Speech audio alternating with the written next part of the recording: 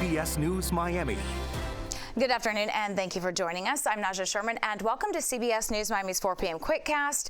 Let's take a look at today's top stories, and right off the top at 4, a teachers organization confirmed today no immigration raids have occurred at any schools in Miami-Dade County. However, the United Teachers of Dade are expressing concern that schools are no longer a sensitive area, meaning they are not restricted to federal agents anymore. CBS News Miami's Yvonne Taylor explains from Homestead. We came to Homestead High School after a press conference from the United Teachers of Dade, where they claimed that the percentage of students at certain schools has decreased after the announcement that ICE agents could actually conduct raids at some of these places. We're going to open our schools, or they have been open, continue to keep safe learning environments, environments that welcome all kids, no matter their nationality, their zip code, their race, or their documentation status. We do not care, because we care about the child, period. We care about the child, period. So to the parents that are out there, please continue to bring your babies to school.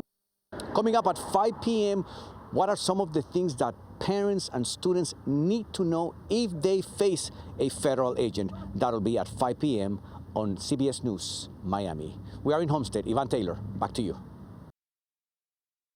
Now to the first 100 days of the Trump presidency. CBS News Miami's Erica Brown has the report. Federal employees will have a little more time to decide whether to take the Trump administration's resignation offer. U.S. District Judge George O'Toole ruled that employees will have until at least Monday afternoon to consider taking the buyout when he'll hold another hearing on the issue. Unions representing federal workers have sued, saying the buyout violates the law and that the government doesn't have the funds to back the plan. Democratic lawmakers echoed those concerns. I don't believe it's been funded. I don't believe Donald Trump has any history of ever paying his bills. And I fear that federal employees may be marked for later riffing, potentially without any compensation. The White House says more than 40,000 federal employees have already accepted the offer as President Trump tries to slash the size of the government. We encourage federal workers in this city to accept the very generous offer. If they don't want to show up to the office, if they want to rip the American people off, then they're welcome to take this buyout, and we'll find highly competent individuals who want to fill these roles. In a separate legal challenge to the president's executive order ending birthright citizenship for children born to migrant parents, a federal judge in Seattle granted a national injunction calling the order clearly unconstitutional. During a hearing in Seattle, Judge John C. Kuhnhauer, a Reagan appointee, said it has become ever more apparent that to our president, the rule of law is but an impediment to his policy goals. In this courtroom and under my watch, the rule of law is a bright beacon which I intend to follow. Washington and 3 other states joined this lawsuit seeking to block the order. In this country, we are safeguarded by the constitutional principles we have and an adherence to the rule of law. The government is likely to appeal the case all the way to the Supreme Court. Erica Brown, CBS News, the White House. Florida Governor Ron DeSantis made a stop in Tampa today. The governor spoke to supporters. He discussed President Trump's controversial immigration crackdown across the state and the president's recent comments on FEMA. That's as parts of Florida continue to recover from a devastating hurricane season. Take a listen. What he's talking about doing makes a lot of sense. If you had a disaster, and you can look at what's the typical cost of a Category 4 hurricane or any of these other things that happen, and look to see how much FEMA has actually spent on those throughout the past. And then if a disaster comes, you can take whatever that amount is typically, send 80% of that block grant to the state, cut the bureaucracy of FEMA out entirely. Governor DeSantis doubled down on President Trump's comments to abolish FEMA and says it may actually benefit residents in need of aid. In Fort Lauderdale, a family's home is damaged and one of their dogs has died after a fire broke out inside. CBS News Miami's Ted Scouten has more from the scene. Tragically, one dog died from this. There were a total of 6 inside. Take a look at this video. This coming from the fire department. It shows flames coming out of the window and lots of thick smoke. The homeowner was able to get the 2 Chihuahuas out of the house in a crate. Firefighters searched for those 4 French bulldogs that were still inside. They found them hiding under a bed. 1 dog was fine, 3 were treated by firefighters, 2 were taken to the animal hospital, and despite CPR, 1 dog did not survive. For the family, it's a tough loss. Indica was my world. Indica was like if I birthed her. That's what she was to me. She was loving, she was playful, she listened. A look now inside that room where firefighters believe it started. Everything burned. We also see lots of damage in the living room. Investigators are looking for a cause. Coming up at 5, we'll hear from the homeowner. He describes what it was like getting out and how he managed to bring 2 dogs out with him. In Fort Lauderdale, Ted Scouten, CBS News, Miami. Now to a story turning heads across social media. Ice falling from the sky and into the roof of a home in Florida. Yes, that's right, in Florida. While parts of the state, including us here in Miami, deal with temperatures in the 80s, a homeowner in a town near St. Augustine called into crews to take out a large chunk of ice. It came crashing down from the sky into his home. Thankfully, no one was hurt at the time of the incident, and repairs are already underway. Always alerting, always tracking. This is Next Weather. And taking a live look outside, as we mentioned, back here in South Florida, another hot one. We are talking 80s. And Shane, that just sounds like the way it is for the next several days. But what is going on in St. Augustine? Ice?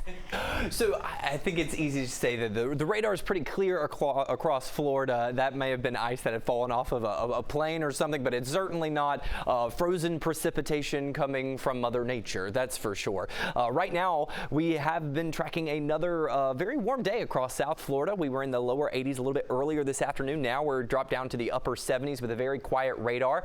We would love for some kind of something to fall from the sky. It would be some rainfall would be helpful. Look at the latest drought monitor. This was last week's drought monitor, and now showing you the latest one. You'll see once the data loads that the moderate drought across the state of Florida actually increased by about 5%. And as you can see, that does include portions of Miami-Dade and Broward County, but our rain chances are looking very slim in the extended forecast. We have some rain chances, just not a lot, and that's because we have this area of high pressure out toward our east still influencing our weather pattern here locally, bringing in those winds from the east and southeast, currently at 10-mile-per-hour winds in Miami.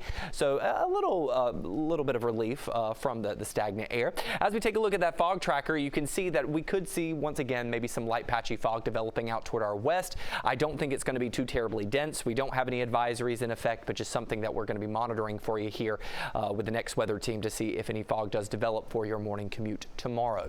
As you wake up tomorrow morning, temperatures, they'll be greeting you in the mid to upper 60s. I think it'll be an overall mild evening for us, maybe lower 70s for some spots in the Keys, but overall very copy, paste, and repeat based off what we've been seeing the past couple of days this week. Walking through the day tomorrow, look at this. Also looks very deja vu-like, doesn't it?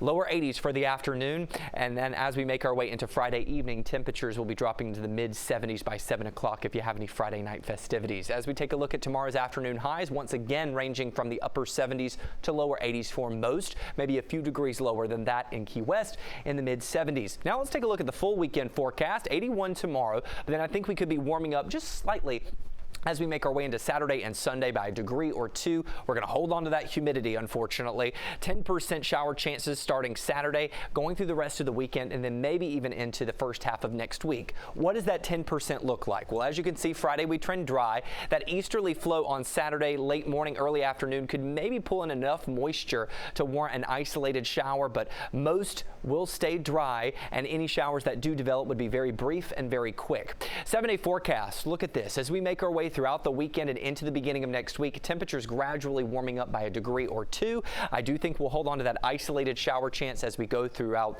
the next several days after the weekend. But overall, it's just that very quiet and warm weather pattern across South Florida. Naja. All right, Shane, thank you for the latest. Zachary Cruz, the younger brother of the Parkland School shooter, is behind bars. Police say the 24-year-old, now living in Virginia, was trespassing and was arrested and charged with 3 misdemeanors. He was arrested for trying to get into 3 separate Augusta County public school buildings late last month and was captured on surveillance video approaching doors and trying to open them. Broward County Sheriff Gregory will receive a written reprimand by the state. The Florida Criminal Justice Standards and Training Commission handed down the punishment this morning. It comes after an FDLE investigation found Tony lied while applying for a Florida driver's license. They say that he failed to disclose that his driver's license in Pennsylvania had been suspended before. We're going to have much more on this story coming up on CBS News Miami at 5 o'clock. When we come back, Jimmy Butler is out. Where the former Heat star is headed next. The text comes. It sounds urgent and real. And just like that, you're heading down the rabbit hole of a scam. I panicked. I did whatever they told me to do. She lost $39,000. How to avoid the same thing from happening to you tonight at 5:30. Welcome back to CBS News Miami's 4 p.m. Quickcast. The Jimmy Butler saga has ended, and in a not so surprising move, Jimmy Butler was traded. He's going west to the Golden State Warriors. In return, the Heat will receive several other players. The trade ends a rough season for both Butler and Miami. The reported deal comes a day before the NBA trade deadline. CBS News Miami's Samantha Rivera will have a live report coming up tonight at 5. CBS News Miami is commemorating Black History Month with a spotlight on one of South Florida's outstanding African-American sports pioneers. Nathaniel Traz Powell has a football stadium named after him, and for good reason. He paved the way for so many athletes in the years following, and that's why the stadium at Miami-Dade's College North campus bears his name. As CBS News Miami's Hank Tester reports, Traz Powell is now the home field for some of the area's best high school football teams. Football at Traz Powell Stadium is a happening. It's an electric feeling to be in the stadium that they call the Mecca. If there's a brand for local high school football excellence, it's what goes on at Traz Powell. I met with high school sports guru Larry Bluestein and stadium announcer William the Voice Wilcox. The fans that we get now, they don't know who Traz Powell was. They don't know.